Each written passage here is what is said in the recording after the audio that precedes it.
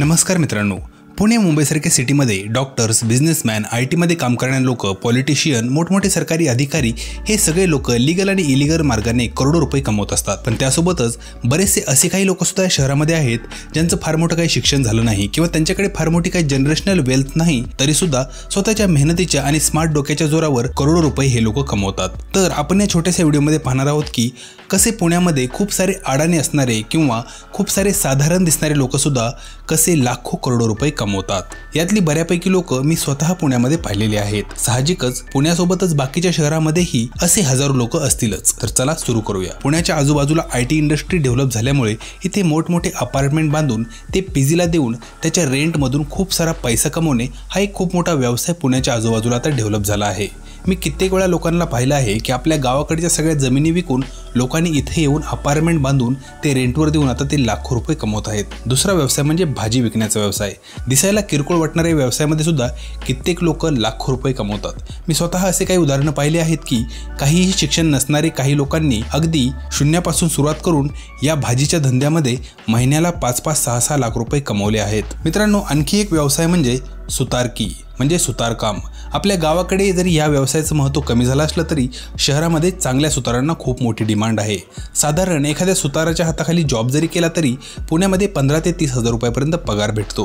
पण मित्रांनो, तुमचं जर स्किल चांगलं असेल आणि तुम्ही जर चांगले कॉन्टॅक्ट डेव्हलप केले तर पुण्यासारख्या शहरामध्ये तुम्हाला पर डे 5 ते 7 हजार रुपये सुद्धा भेटतात। म्हणजेच पुण्यामध्ये एक चांगलं सुतारकाम करणारा माणूस महिन्याकाठी 1-1.5 लाख रुपये कमवू शकतो। त्यानंतर मित्रांनो, पुण्यामध्ये आणखी एक खूप इंटरेस्टिंग व्यवसाय मी बघितला आहे, तो म्हणजे बेबी सिटरचा म्हणजेच लहान मुलांना सांभाळणाऱ्या आयांचा। मित्रांनो, पुण्यासारख्या मोठ्या शहरामध्ये चांगल्या ठिकाणी काम केलं तर बाळ सांभाळणाऱ्या अशा आयांना महिन्याला 20 ते 30 हजार रुपये पगार सहज भेटतो। पण जर तुम्ही चांगल्या हाय प्रोफाईल लोकांच्या ओळखी बनवल्या, थोडंसं इंग्रजी वगैरे शिकलात तर महिन्याला लाख, 1.5 लाख कमवणाऱ्या सुद्धा महिला मी पाहिल्या आहेत। मित्रांनो, आणखी एक खूप मोठा व्यवसाय जो पुण्याच्या आजूबाजूला खूप आता डेव्हलप झालाय तो म्हणजे झाडांची नर्सरी तयार करणं।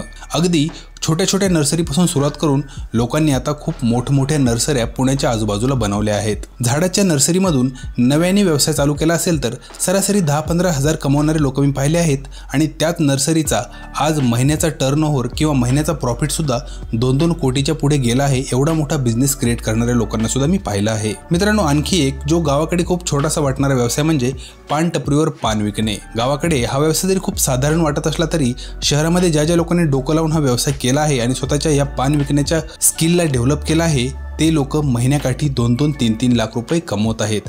मित्रांनो, माझ्याच ओळखीचा एक UPचा माणूस आहे जो मागच्या 15-20 वर्षापासून पुण्यामध्ये असं एक दुकान चालवतोय आणि त्याने या दुकानामधून एवढा पैसा कमवलाय की स्वतःचं खूप मोठं अपार्टमेंट बांधलंय आणि तो ज्या वेळेस UPला किंवा कुठं फिरायला जातो तर तो विमानाने प्रवास करतो। मित्रांनो, आणखी एक इंटरेस्टिंग काम म्हणजे कुत्र्याला चालवायला नेणं। हा सुद्धा एक खूप मोठा करिअर ऑप्शन मोठमोठ्या शहरामध्ये बनलाय। त्याला डॉग वॉकर असे म्हणतात। सकाळी किंवा संध्याकाळी मोठमोठ्या श्रीमंत घरातील कुत्र्यांना रस्त्यावर चालवायला घेऊन जाणं आणि परत घेऊन येणं हा सुद्धा एक खूप इंटरेस्टिंग जॉब आहे, ज्यामध्ये ॲव्हरेज सॅलरी 20 ते 25 हजार रुपयापर्यंत लोकांना भेटते। पण जर तुम्ही चांगल्या ओळखी केल्या आणि हाय प्रोफाईल लोकांचे जर कुत्रे तुम्ही चालवायला घेतले तर तुम्हाला महिन्याकाठी 1 ते 1.5 लाख रुपये सुद्धा मिळू शकतात। मित्रांनो, आणखी एक खूप साधा आणि सिंपल वाटणारी गोष्ट म्हणजेच साड्या नेसायला शिकवणं। मोठमोठ्या शहरामध्ये साड्या नेसायला शिकवायचे क्लासेस आहेत आणि साड्या नेसायला शिकवायचा जॉब जर केला कोणी तर 20 ते 30 हजार रुपयापर्यंत पगार भेटतो।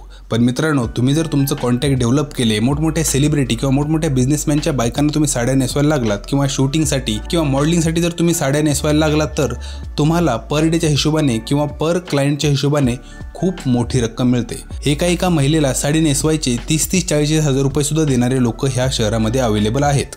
मित्रांनो, अशाच मोठ्या शहरामध्ये आणखी एक इंटरेस्टिंग जॉब असतो तो म्हणजेच खूप मोठमोठे आर्ट स्कूल असतात आणि तिथे चित्रकला शिकण्यासाठी, जसं की JJ स्कूल ऑफ आर्ट आपण नाव ऐकलंच असेल, तर तिथे चित्रकला मुलांना शिकायची असते आणि त्याची प्रॅक्टिस करण्यासाठी मॉडेल्स हवे असतात आणि त्या मॉडेल्सला फक्त तिथं बसायचं असतं आणि मग त्यांचे चित्र हे विद्यार्थी काढत असतात आणि तिथं बसण्याचे पर सिटिंगचे 1.5 ते 2 हजार रुपये मॉडेलला भेटत असतात। काही हाय प्रोफाईल मॉडेल्स तर एका सिटिंगचे 50-50 हजार रुपये पर डे सुद्धा घेतात।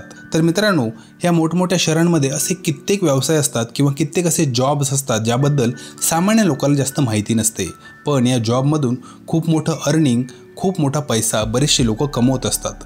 आणि आपण जर आपले स्किल थोडेसे डेव्हलप केल्या किंवा थोडंसं जर अवेअर राहिलं तर गावामध्ये साधारण वाटणारी एक छोटीशी स्किलसुद्धा तुम्हाला या मोठ्या शहरामध्ये खूप मोठा पैसा आणि खूप मोठा बिझनेस तयार करून देऊ शकतं. मित्रांनो, तुम्हाला जर अशा काही जॉब्स किंवा अशा काही स्किल माहिती असतील ज्या दिसायला तर सामान्य वाटतात पण त्यामध्ये एक खूप मोठा बिझनेस लपलेला आहे, तर तुम्ही त्या स्किलबद्दल कमेंटमध्ये नक्की अपडेट करा. आणि अशाच इंटरेस्टिंग व्हिडिओसाठी आपल्या चॅनलला सबस्क्राईब करून ठेवायला मात्र विसरू नका.